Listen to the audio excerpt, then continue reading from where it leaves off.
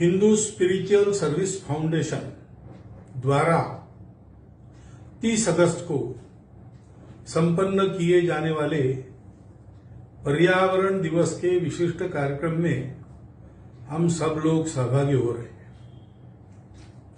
पर्यावरण यह शब्द आजकल बहुत सुनने को मिलता है और बोला भी जाता है, और उसका एक दिन मनाने का भी यह जो कार्यक्रम है वह भी अर्वाचीन है। उसका कारण है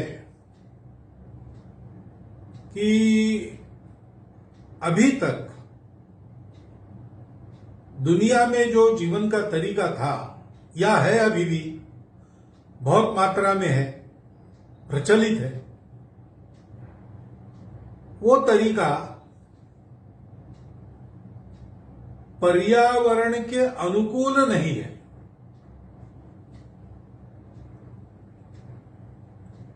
वो तरीका प्रकृति को जीतकर मनुष्य को जीना है, ऐसा मानता है। वो तरीका प्रकृति मनुष्य के उपभोग के लिए है। प्रकृति का कोई दायित्व मनुष्य पर नहीं है, मनुष्य का पूरा अधिकार प्रकृति पर है, ऐसा मानकर जीवन को चलाने वाला वो तरीका है। और ऐसा हम गत 200 साल से जी रहे हैं, 250 साल से जी रहे हैं। उसके दुष्परिणाम अब सामने आ रहे हैं, उसकी भयावहता अब लोगों को दिख रही है। ऐसे ही चला तो इस सृष्टि में जीने के लिए हम लोग नहीं रहेंगे, अथवा यह भी हो सकता है कि यह सृष्टि ही नहीं रहेगी। और इसलिए मनुष्य विचार करने लगा, तो उसको लगा कि इस पर्यावरण का संरक्षण होना चाहिए और इसलिए पर्यावरण दिवस मनाना चाहिए। परंतु यह हो गई आजकल, विशेषकर 2000 वर्ष पुराने समय से प्रचलित और विशेषकर पिछले 300 वर्षों में अधिक भटका हुआ ऐसा जो तरीका हमने अपनाया, उसकी बात हुई। लेकिन भारत का हमारा तरीका एकदम भिन्न है। अस्तित्व के सत्य को हमारे पूर्वजों ने उसकी पूर्णता में समझ लिया, और तब से उन्होंने ये समझा कि हम भी पूरे प्रकृति के एक अंग हैं। शरीर में जैसे शरीर के सब अंग काम करते हैं तब शरीर चलता है, और जब तक शरीर चलता है तब तक ही शरीर का कोई अंग चल पाता है। शरीर में प्राण नहीं रहा तो हृदय बंद होता है, थोड़ी देर में दिमाग भी काम करना बंद कर देता है, सबसे आखिरी में अंतड़ियों के स्नायु बंद हो जाते हैं, लेकिन सभी अवयव काम करना छोड़ देते हैं, मर जाते हैं। शरीर अंगों के कार्य पर निर्भर है, अंग शरीर से मिलने वाली प्राणिक ऊर्जा पर निर्भर है। यह परस्पर संबंध सृष्टि का हमसे है, हम उसके अंग है। सृष्टि का पोषण हमारा कर्तव्य है।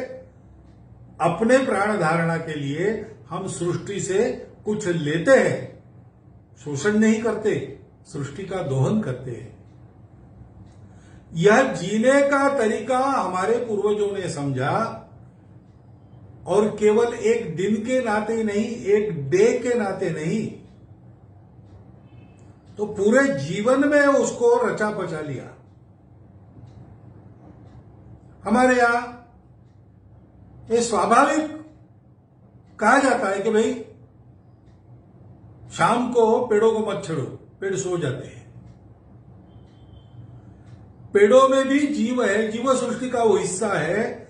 जैसे एनिमल किंगडम है वैसे प्लांट किंगडम है, ये आधुनिक विज्ञान का ज्ञान हमारे पास आने के हजारों वर्ष पहले से हमारे देश का सामान्य अनपढ़ आदमी भी जानता है, पेड़ों को शाम को छेड़ना नहीं चाहिए।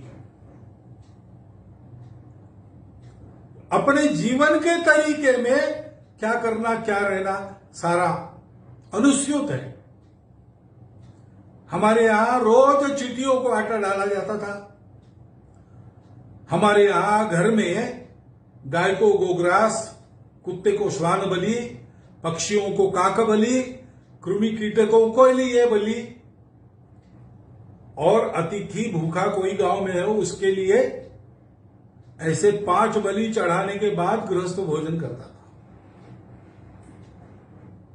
ये बलि यानी प्राणी हिंसा नहीं थी, ये बलि यानी अपने घर में पका हुआ अन्न इन सबको देना पड़ता है। इन सबका पोषण करना मनुष्य की जिम्मेवारी है, क्योंकि इन सब से पोषण मनुष्य को मिलता है।